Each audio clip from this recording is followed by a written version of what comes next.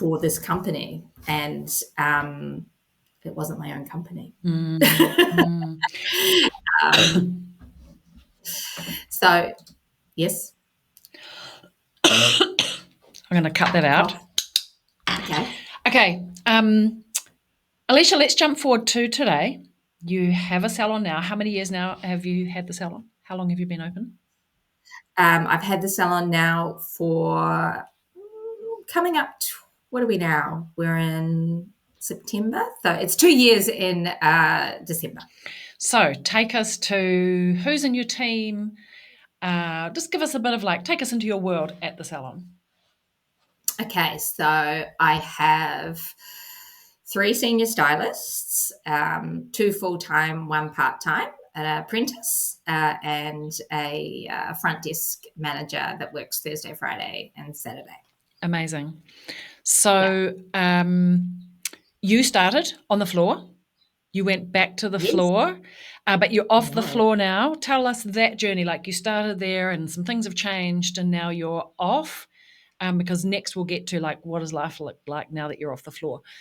Just spoiler alert, that's the punchline. But take us through, just in a couple of key points, what happened to get you 100% off the floor? Okay, well, so I bought the business and there was no staff.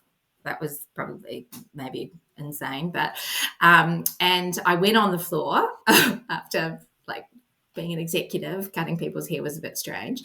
I did learn that people, when you cut their hair, don't care what you did at L'Oreal. You're not actually that important. Just that they're more worried actually that you know how to cut hair. Yeah, so that was sure. A bit of so and I was really slow. I was really, really slow. So that was a bit shit. So I recruited an Irish girl, actually. The shortage of hairdressers and all that type of stuff.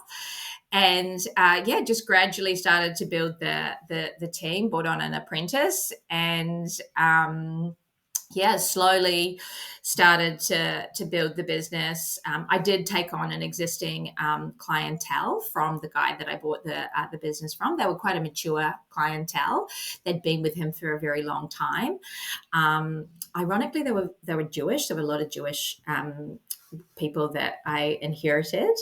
So I know a lot about Judaism now, which I knew nothing about, all the holidays and stuff. Very interesting religion. But so that was I just made so many mistakes at the beginning. It was just all the things that I used to sit in front of salon owners and tell them not to do, about pricing, about working on your business, not in your business. I was just trying to, I don't know. I think I was so traumatized from my time at L'Oreal that I just tried to erase everything that I knew about my business, about business acumen, and just was going to cut hair and everything was going to be perfect. And I was going to give great customer service and all the people were going to come and it was going to be fine. That is not the case. Just it does not work. And that's kind of when we re-met. Obviously, we knew each other in L'Oreal, but you kind of reached out to me one day and said, I did, because ironically I listened to your podcasts. I knew I needed a coach. I knew that I needed a mentor. And ironically, I needed somebody that I couldn't run rings around, because despite the fact that I was starting to apply all the strategies and things that I knew. I did a dashboard and commission structures and incentives and, etc. But I knew I needed somebody to put me on the straight and narrow and give me the roadmap, because I was so used to being in an environment where you were just moving from the next thing, but you were always on a roadmap and there was always very clear direction. And left to my own devices, I was kind of going left and right. So I reached out to you and we went through the interview process, and I quickly figured out that I couldn't run rings around you and that you were probably reasonably intelligent, and that you had some good stuff. I joined the Salon Collective, and it was one of the best decisions that I ever made. And I genuinely, I don't say this lightly. And, I've said to my people that I know at L'Oreal, shit, if we'd known about this lady, man, the systems and stuff, she's kind of just gold. So that was how our journey began. And you assigned me my beautiful coach, Jo, And she whipped me into line, and quite quickly, actually. Yeah, and it was. I think the biggest thing and the biggest lessons that I got was that, and I said this to you earlier, I was trying to do all the things. I wasn't doing anything consistently. I had overcomplicated everything. And I was doing things that maybe I should do later instead of focusing on, I was trying to do everything all at once. It was just a big mishmash. Rather than of stuff. the stage of business that you're at for right now, doing all of the Correct. things. Yeah. Correct. So we narrowed the focus. Yes, we narrowed the focus considerably, and just went right back to basics. Everything from readdressing my pricing, looking at, and I love your systems and processes will set you free. How and I'm working on it slowly. It's like eating an elephant. This is how we do things at Alexander Jane, and taking the team on the journey with me. I already had the hearts and minds of my team. That part I had done myself and could do myself, but now they feel safer. They feel more clear about the direction that they're going, and they can see what's in it for them. Do I get a pay rise is a brilliant tool to enable great one-on-ones, and fact-based. Their dashboards. We know very clearly. We're focusing on the average customer bill. We're focusing on rebooking, and we can look at their 12-week average, and we can tailor their training around what they need versus what I think they need. Yeah. Because the numbers will always tell you what to do next. Absolutely. Yeah. Absolutely. Which ironically I knew. I just needed someone to remind me. Yeah. I genuinely. I used to run a $200 million business, and it was always about the numbers. I just lived in the numbers, and then it's just so easy how you can just forget, and particularly when you're looking after customers every day. When you're actually on the floor, you're just focused on that client and that client's experience and their well-being and all that type of stuff. And so ironically, I'm now not on the floor, not because I chose to be, but because the universe said I should. And they gave me something called a frozen shoulder. If you haven't heard of it, it sucks. Totally sucks. And it means that it's nothing to do with, ironically, I haven't been hairdressing for 25 years. It's probably to do with a huge amount of stress that I was under for 25 years. But yeah, I can't lift my arm up. So I just couldn't do hair anymore, and it forced me to stop because I was in a lot of pain, and it's not that great when you go like that in front of a client when you're doing their hair, so it doesn't make them feel very comfortable. But scary maybe. Yeah, it's not really like the 5+ client experience that we're trying to make. And the crazy thing is that I was scared about coming off the floor, even though I knew that was not what I intended to do for the rest of my time running. I never intended to be a hairdresser. I intended to, start this business, work on the floor, and transition my way off. That was always the plan. But then when I had to do it, I was like, I'm really scared about doing this. What will happen? Will the clients leave? Will my business just turn to dust? Oh my God. And yeah, it was the absolute opposite. It was totally the opposite. And the irony of it was that when I sat down, and at first I was like, well, now what am I going to do? What do I do now? And I don't cut hair.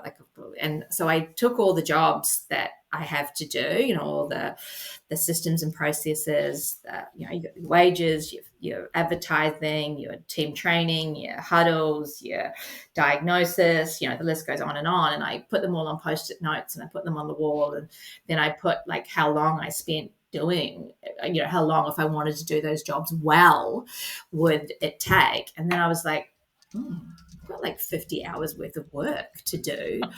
And I was trying to do that in one day off the floor. What the? So I've fallen into this rhythm of now being in my salon every day, I have a big table, which is the waiting area, and I sit there and I work on the business. I'm with the team, but I'm working on the business. Working from home wasn't for me because I'm such an extrovert that I need to have, people around me, noise, stuff. I need to be able to get up and walk around. But also, I'm able to maitre d' in the salon. I'm able to speak to every client, make them feel really special. I spot all the things that are, if an area is not tidy or reception desk's empty, etc., which suits my extroversion completely because I can work on an email to somebody and then can't concentrate anymore. So now I'll go and clean some dishes or fold some towels or talk to a client.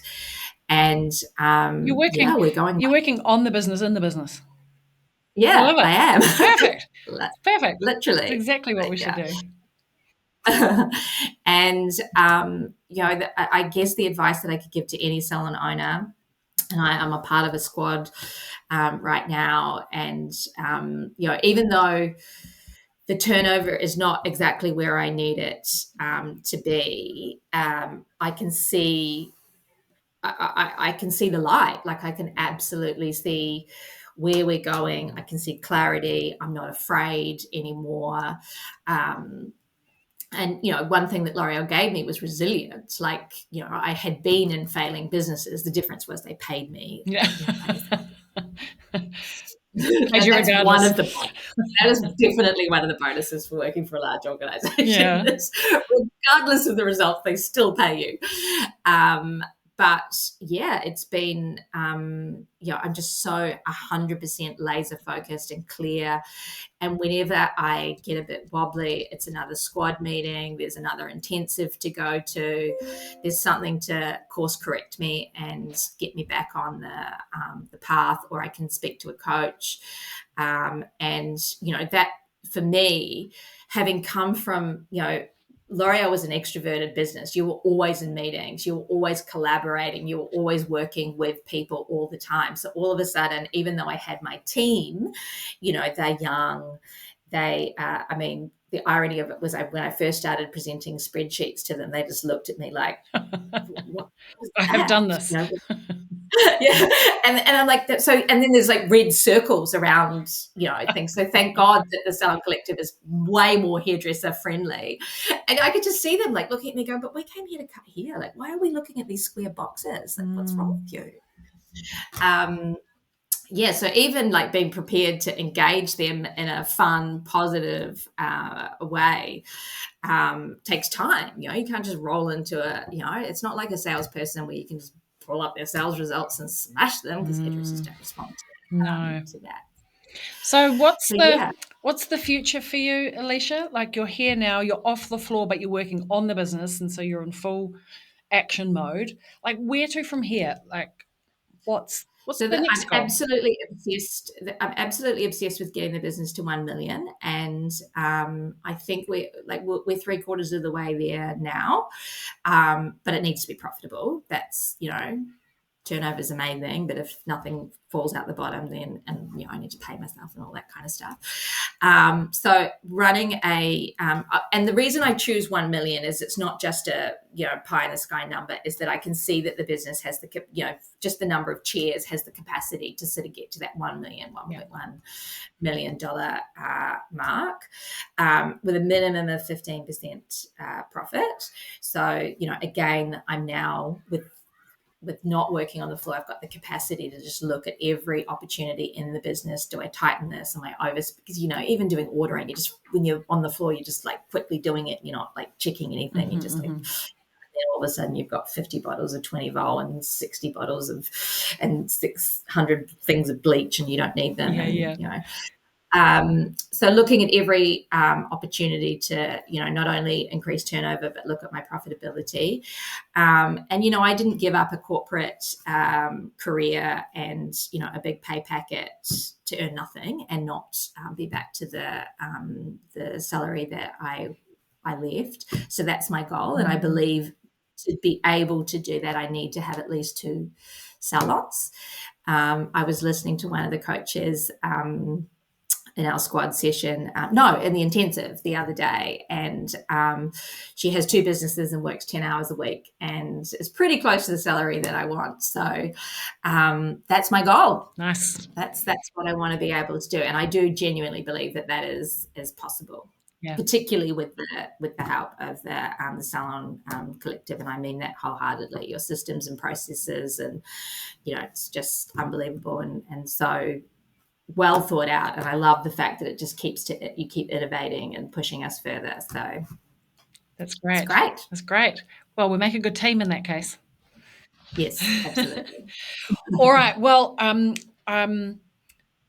I know that you're busy working on a couple of things. So just as we wrap up, like, what are the things in focus for you now? Like, is there a couple of key strategies that you're working on and laying down?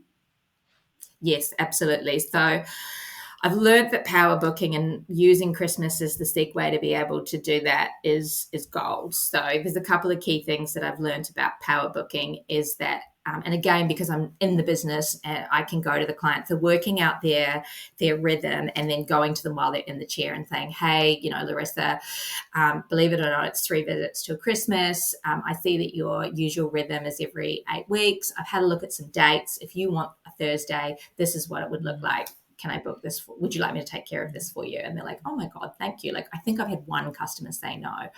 And we're averaging now. So we were averaging sort of 60% rebooking. Now we're sitting around that 80 to 85% rebooking. So I can see my future bookings and I can see my future turnover building.